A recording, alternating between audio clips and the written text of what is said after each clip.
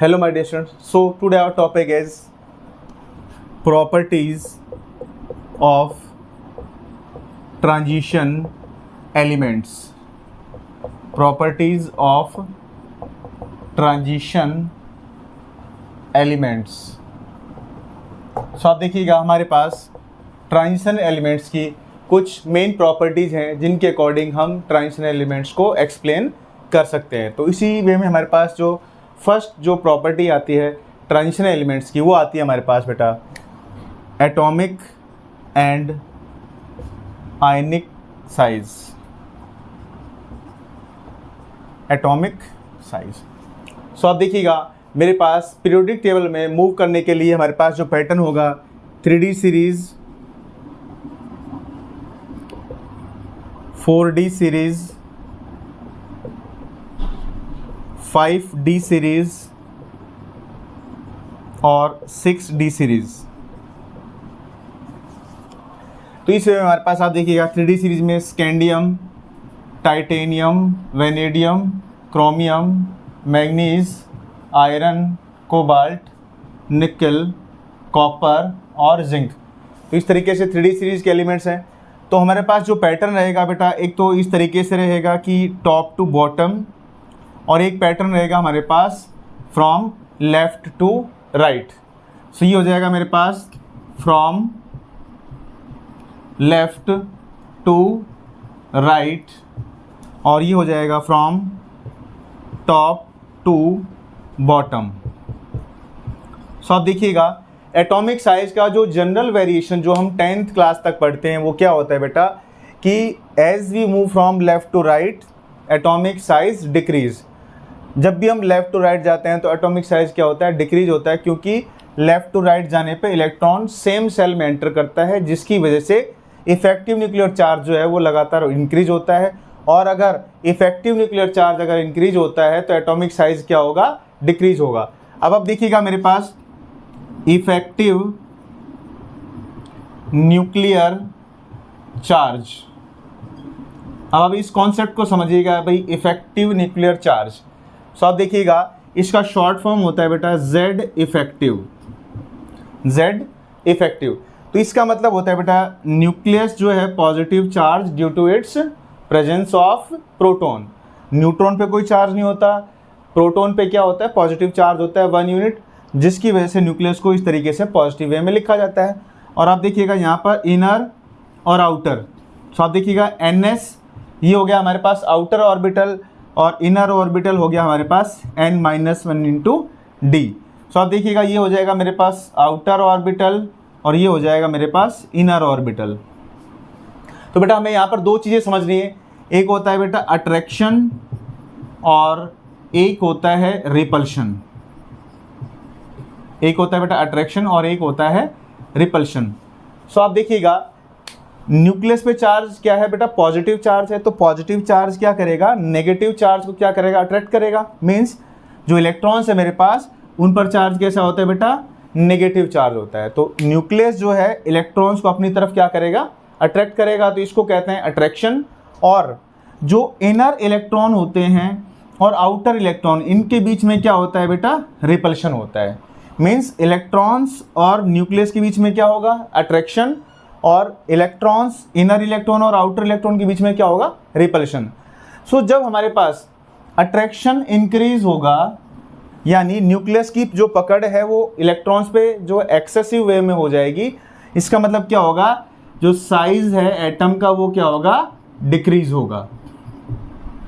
लेकिन जब inner electron और आउटर इलेक्ट्रॉन के बीच में रिपल्शन ज़्यादा होता है तो रिपल्शन की वजह से जो न्यूक्लियस की जो पकड़ है वो क्या हो जाती है, इलेक्ट्रॉन्स पे कम हो जाती है, जिसकी वजह से हमारे पास क्या होता है, रिपल्शन की वजह से साइज क्या हो जाता है, इंक्रीज होता है। यानी जब रिपल्शन ज़्यादा होगा तो इफेक्टिव न्यूक्लियर चार्ज कम होगा, और इफेक्टिव न्यूक्लियर चार्ज अगर कम होता है तो साइज क्या हो जाता है, हमारे पास इंक्रीज होने लगता है। यानी हमारे पास जो Z इफेक्टिव होता है वो इन्वर्सली प्रोपोर्शनल होता है किसके, एटॉमिक साइज के। तो आप देखिएगा इफेक्टिव न्यूक्लियर चार्ज जो होता है हमारे पास, अगर इफेक्टिव न्यूक्लियर चार्ज ज़्यादा होगा तो साइज़ क्या होगा, कम, और अगर इफेक्टिव न्यूक्लियर चार्ज कम होगा तो एटॉमिक साइज़ क्या हो जाएगा, ज़्यादा हो जाएगा। तो अब आप देखिएगा, अगर हम लेफ़्ट टू राइट जाते हैं 3D सीरीज़ के अंदर, तो हमारे पास क्या होता है, जो एटम स्टार्टिंग में बिगनिंग ऑफ द सीरीज़ में क्या होता है, हमारे पास जो एलिमेंट्स हैं उसमें डी इलेक्ट्रॉन क्या होता है, कम होते हैं। तो जिसकी वजह से न्यूक्लियस और इलेक्ट्रॉन्स के बीच में क्या होता है, अट्रैक्शन ज़्यादा होता है और रिपल्शन क्या होता है, कम होता है। तो रिपल्शन कम होने की वजह से क्या हो जाएगा, हमारा जो इफेक्टिव न्यूक्लियर चार्ज है वो क्या हो जाएगा, इंक्रीज होगा, जिसकी वजह से साइज़ क्या होगा, फर्स्ट सीरीज़ में क्या होगा, स्टार्टिंग मेंबर्स में वो डिक्रीज होता है साइज़ एज यूजुअल। और at the middle of the series में क्या होगा, हमारे पास मिडल ऑफ द सीरीज़ में हमारे पास अट्रैक्शन और रिपल्शन ये दोनों लगभग क्या होते हैं, सेम होते हैं, जिसकी वजह से मिडल ऑफ द सीरीज़ में क्या होता है, हमारे पास 3D हो चाहे 4D 5D 6D, middle of the series में क्या होता है, साइज़ जो है वो कांस्टेंट रहता है, क्योंकि वहाँ पर अट्रैक्शन और रिपल्शन दोनों क्या हो जाते हैं, लगभग इक्वल हो जाते हैं। तो ना साइज़ बढ़ेगा ना साइज़ घटेगा। लेकिन eight the end of the series में क्या होगा, मेरे पास जो इलेक्ट्रॉन्स हैं, इनर इलेक्ट्रॉन्स वो क्या हो जाते हैं, ज़्यादा हो जाते हैं। और इनर इलेक्ट्रॉन के ज़्यादा होने की वजह से जो रिपल्शन है बिटवीन इलेक्ट्रॉन एंड इलेक्ट्रॉन वो क्या हो जाता है, ज़्यादा हो जाता है। और रिपल्शन ज़्यादा होने की वजह से जो इफेक्टिव न्यूक्लियर चार्ज क्या होगा, वो क्या हो जाएगा, कम, यानी न्यूक्लियस की पकड़ क्या हो जाएगा, कमज़ोर हो जाएगी, जिसकी वजह से साइज़ क्या हो जाएगा, स्लाइटली इंक्रीज होगा। तो मेरे पास हमारे पास जो फर्स्ट जो पैटर्न आएगा, मेरे पास क्या होगा, from left to right, from left to right मेरे पास क्या हो जाएगा, जो एटॉमिक साइज है वो फर्स्ट क्या होगा, डिक्रीज होगा in the beginning of series, और at the middle of the series क्या होगा, साइज रिमेन्स कांस्टेंट, और at the end of series size slightly increase. इसी तरीके से हमारे पास अगर हम टॉप टू बॉटम जाते हैं तो साइज मेरे पास क्या होता है, अब टॉप टू बॉटम जाते हैं तो हमारे पास क्या होता है, इलेक्ट्रॉन क्या होता है, नए सेल में एंटर करता है, और इलेक्ट्रॉन नए सेल में जब एंटर करेगा तो क्या हो जाएगा, वहाँ पर नंबर ऑफ सेल इंक्रीज होगा, जिसकी वजह से क्या हो जाता है, साइज जो होता है एटम का वो भी इंक्रीज होता है। तो अब देखिएगा यहाँ पर 3D टू 4D क्या होता है, मेरे पास साइज जो होता है वो इंक्रीज होता है एज यूजुअल, और 4D टू 5D क्या होता है, मेरे पास साइज लगभग सेम रहता है, और 5D टू 6D क्या होता है, साइज जो है वो स्लाइटली डिक्रीज होने लगता है। मीन्स पहले साइज बढ़ेगा 3D टू 4D, फिर साइज क्या होगा 4D to 5D, size slightly क्या रहेगा, कांस्टेंट रहेगा, और 5D टू 6D क्या होता है, साइज धीरे धीरे घटने लगता है, क्योंकि 5D और 6D में हमें पता है कि 4f और 5f के इलेक्ट्रॉन एंटर कर जाते हैं, और 4f इलेक्ट्रॉन का क्या होता है, पुअर शील्डिंग होता है, जिसकी वजह से क्या होता है, इफेक्टिव न्यूक्लियर चार्ज इंक्रीज होता है। और इफेक्टिव न्यूक्लियर चार्ज अगर इंक्रीज होगा तो हमारे पास साइज क्या हो जाएगा, घट जाएगा। तो हमने अभी तक पढ़ा है कि भाई एटॉमिक साइज क्या हो जाएगा, from left to right for D block elements only.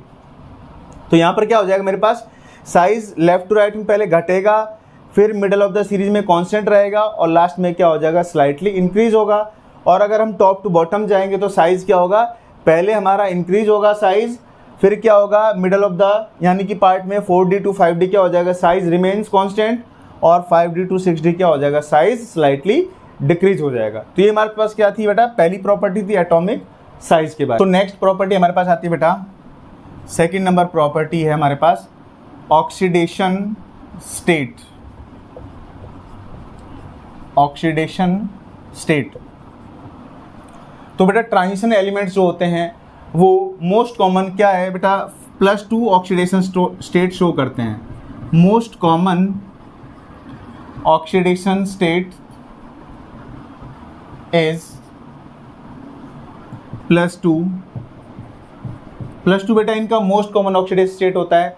और इसके अलावा +2 के अलावा भी कुछ एलिमेंट्स हैं हमारे पास जो more than this +2 oxidation state they can show in their compounds, because n-1 into D मतलब इनर ऑर्बिटल हो गया ये,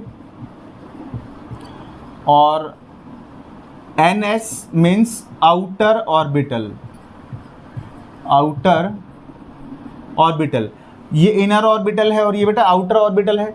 तो हमारे पास इन दोनों ऑर्बिटल के बीच में जो एनर्जी का गैप होता है वो क्या होता है, स्मॉल होता है, small energy gap.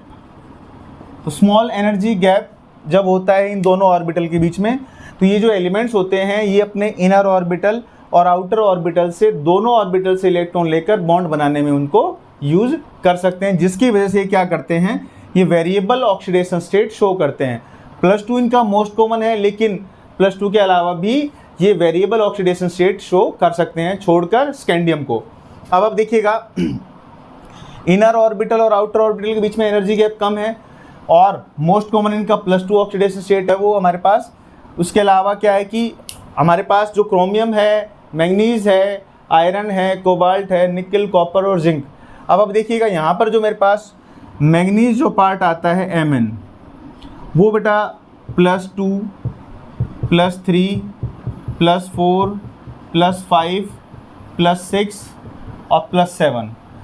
3D series के अंदर बेटा जो मैंगनीज है वो +2 से लेकर +7 तक ऑक्सीडेशन स्टेट शो करता है। और अगर पूछा जाए कि सभी एलिमेंट्स की अगर हम बात करें तो ऑस्मियम जो होता है वो हाईएस्ट +8 ऑक्सीडेशन स्टेट तक शो करता है। तो इस तरीके से हमारे पास क्या हो जाता है, एलिमेंट्स के लिए हमारे पास जो मोस्ट कॉमन ऑक्सीडेशन स्टेट है वो +2 है, वेरिएबल ऑक्सीडेशन स्टेट सारे शो करते हैं एक्सेप्ट स्कैंडियम, और मैंगनीज जो है वो +2 से लेकर और +7 तक ऑक्सीडेशन स्टेट शो करता है। अगर सभी एलिमेंट्स की बात करी जाएगी तो ऑस्मियम जो होगा वो +8 तक ऑक्सीडेशन स्टेट शो करेगा। अगर हमारी वीडियो आपको अच्छी लगी प्लीज़ इसको लाइक करें, शेयर करें, सब्सक्राइब करें और बेल आइकन को प्रेस करें। Thank you.